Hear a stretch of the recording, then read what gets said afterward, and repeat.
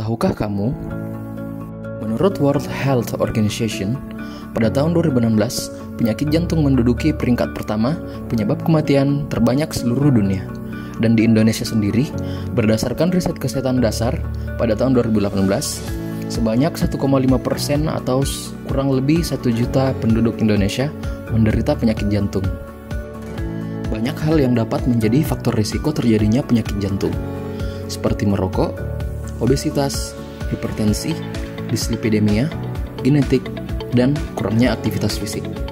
Namun, tahukah Anda, dari beberapa faktor risiko tersebut, ada yang dapat kita modifikasi dan dapat kita cegah berlangsungannya. Apakah itu? Salah satunya yaitu dislipidemia. Apa sih dislipidemia itu? Jadi, dislipidemia merupakan suatu keadaan yang terjadi akibat gangguan dari metabolisme lemak di dalam tubuh, yang ditandai dengan meningkatnya kadar kolesterol total, kolesterol jahat atau LDL, dan trigliserida, serta menurunnya kadar kolesterol baik atau HDL di dalam darah. Loh, kok ada kolesterol baik dan jahat? Emang apa bedanya? LDL atau low density lipoprotein adalah lipoprotein yang berat jenisnya rendah. Sedangkan HDL atau high density lipoprotein adalah lipoprotein yang berat jenisnya tinggi. Kadar LDL yang tinggi dapat menyebabkan terjadinya penyempitan pembuluh darah karena LDL dapat menempel pada dinding pembuluh darah. Hal ini pun berbahaya untuk tubuh kita, oleh karena itu LDL bisa kita kenal sebagai kolesterol jahat. Sedangkan pada kadar HDL yang tinggi dapat melepaskan LDL yang menempel di pembuluh darah. Nah, karena manfaatnya itulah HDL bisa kita kenal sebagai kolesterol baik. Dislipidemia juga dikenal tidak memiliki gejala serta keluhan yang khas.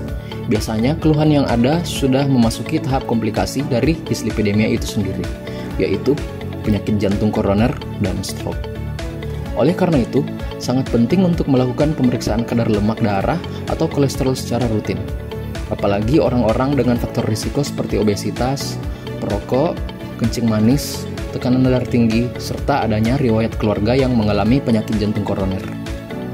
Agar kita dapat terhindar dari dislipidemia, banyak hal kecil yang dapat kita lakukan, seperti yang pertama, mengkonsumsi makanan bergizi seimbang. Untuk mengurangi kolesterol, konsumsilah berbagai macam sayuran, buah-buahan, makanan yang mengandung gandum atau biji-bijian, produk susu rendah lemak, dan makanan sumber protein. Hindari juga makanan yang digoreng serta mengandung banyak kolesterol, seperti daging hati, kuning telur, udang, maupun produk susu olahan. Batasi juga penggunaan garam dalam masakan sehari-hari. Dan yang kedua dan tak kalah penting, yaitu menerapkan pola hidup sehat. Usahakan untuk beraktivitas fisik yang cukup minimal 30 menit per hari, seperti jogging, bersepeda, berenang, ataupun aktivitas fisik sehari-hari seperti menyapu, mencuci baju, atau menyetrika. Hentikan juga kebiasaan merokok serta hindari paparan dari asap rokok.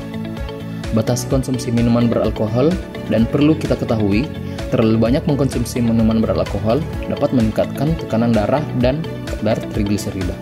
Serta yang terakhir, perbanyak minum air putih serta serat dari buah-buahan dan sayuran.